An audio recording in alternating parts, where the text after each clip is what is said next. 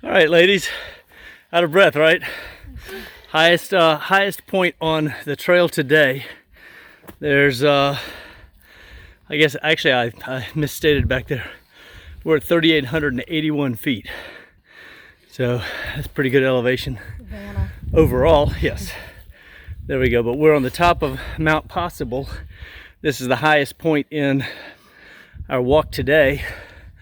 And this is on the Appalachian Trail. This is a piece on the Appalachian Trail, and it tells us, which direction the upcoming shelters are and how far, as well as going through the gap. We actually came up from Stacoa Gap, which was, I guess, 1.6 miles ago. So that's when we started. But it was almost all uphill to this point. And so we've got some views here too. Just like we had a few minutes ago. All the way around. I guess, and some of the ratings on this trail said that there are not many good views, but I guess anytime the leaves are on the trees, all of a sudden you can't see at the distance. But we're blessed. We're still here. Spring hasn't completely sprung, and we can look way down in the valley down there at houses and everything else. That's way down there. And we drove up through that to get up to this point, or to get up to our start point today.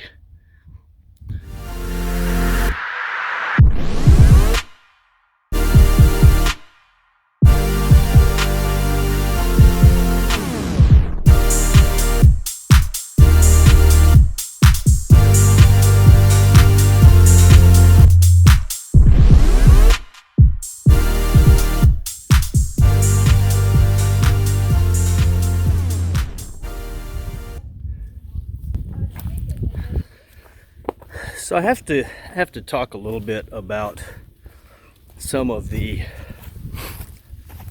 Okay, I got it. Thank you.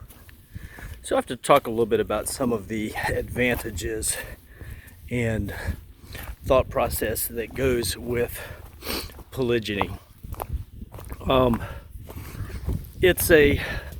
Women by nature are social creatures, and we see that with the little girls and high school girls, let's go to the bathroom, and all 27 of them go herding to the bathroom.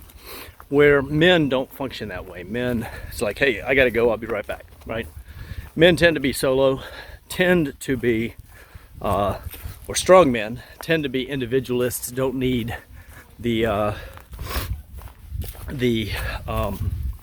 company of lots of others, may seek the counsel, the wisdom, occasionally the help, but for the most part don't need the extended company.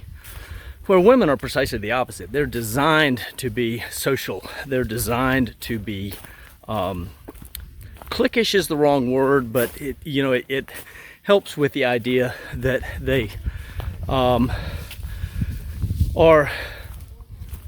need to be able to be together in that regard.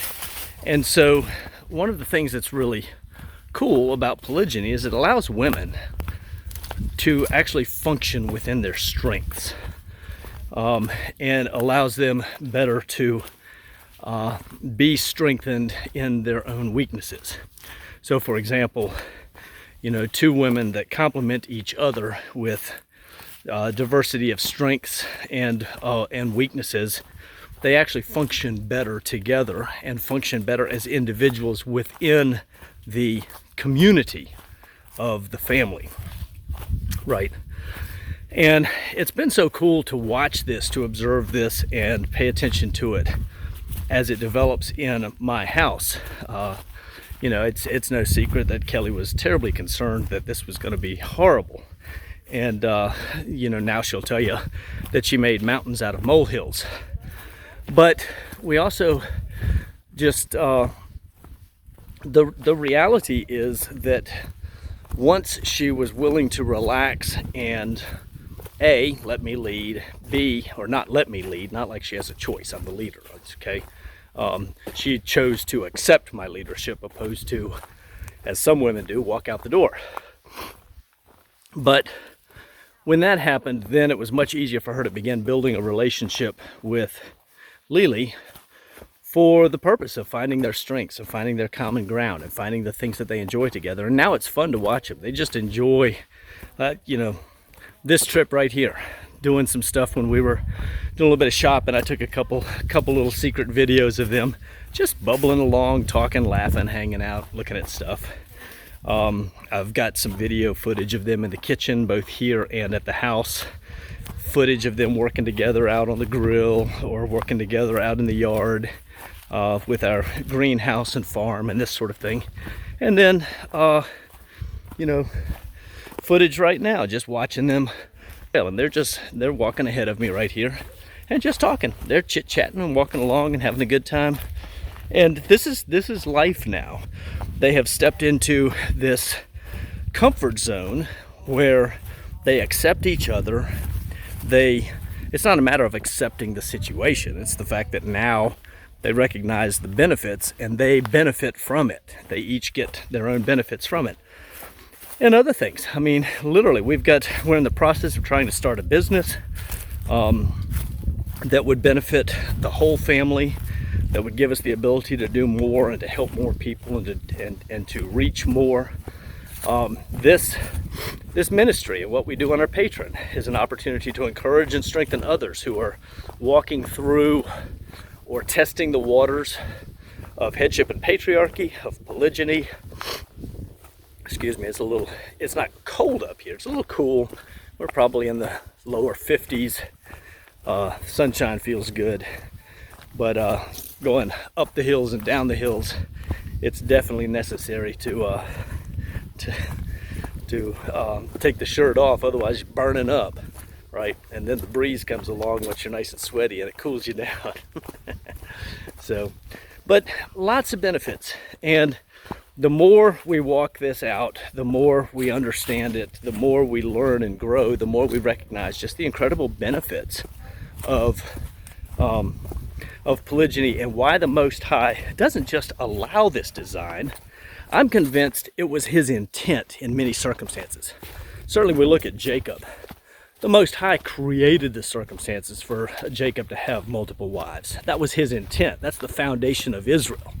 Today, every Jewish wedding, the women are blessed with the verses from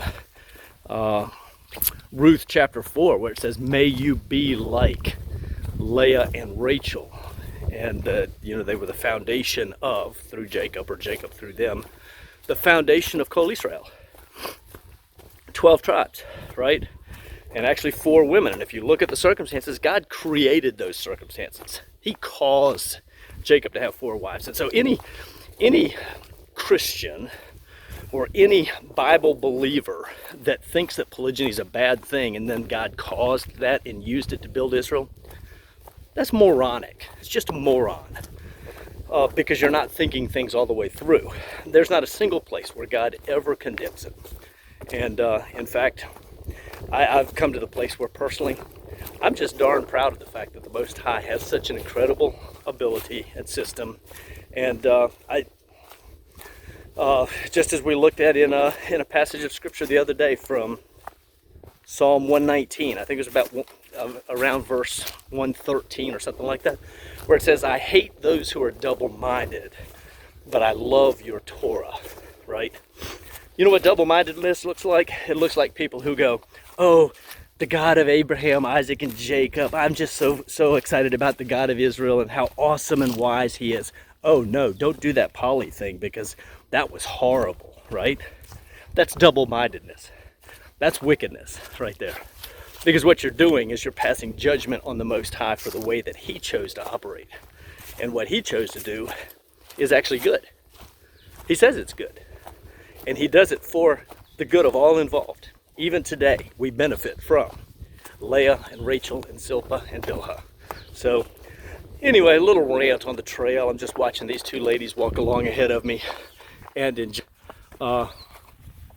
enjoying the fact that they enjoy each other's company. They enjoy hanging out. We have our moments. Don't think it's all rainbows and roses. We have our moments because we're still learning and understanding and growing and dealing with the false things, the lies that were taught to us by our culture, by the church, and by those who profess themselves to be teachers when they're not. They teach doctrines of demons, according to Titus. So anyway, all right, I'll let it go there. Just enjoying the trail here, enjoying a beautiful morning, and a few thoughts kind of rolling around in my head as I watch these two enjoy and walk and all that. And I just recognize that when people say, oh no, that's terrible, it's either because the women are not in submission to the man and they don't understand the truth, or it's because they're listening to the wicked world around them and the wicked church that teaches falsehood with regards to marriage. So anyway, there we go. We'll keep walking here. We've gotten off of the big trail now onto the Appalachian trail. Had a little cut through to a logging trail that will take us back to where we started. And this is a little less strenuous. What do you think? Broad is the way that leads to, wait, no, that's not the right verse for this.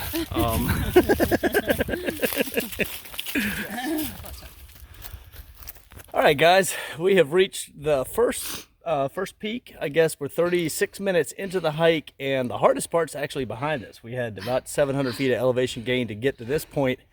It's all uphill, but now we get to enjoy from this peak. We have a sort of, we'll travel a ridge line and maybe have some good views and have some, we hit another couple little peaks, but the climb to each isn't as strenuous. And then we've got a slow grade downhill going back on something that's much broader. So pretty cool. What do y'all think? It's beautiful. Everybody out of breath? Yeah, it'll get you out of breath. Yep. So that we're warmed up. You see Jelly's jacket. Kelly's jacket came off. She tied that off, and I think yours did too. Yes, everybody's jacket and sweaters come off, and so now we're warmed up. Let me show you what we got here, though. We are on a hilltop, and it's not bald, so we can see all the way around us, but we do have trees. In the summertime, there wouldn't be as much of a view from here, but this has 360 degrees of visibility, and it's a smaller hilltop, I guess, as these go. We're at about, I don't know, 15 or 1600 feet of elevation total, something like that. So anyway, there we go. Y'all ready? Keep going? Yes, sir. All right. Yes. Here we go.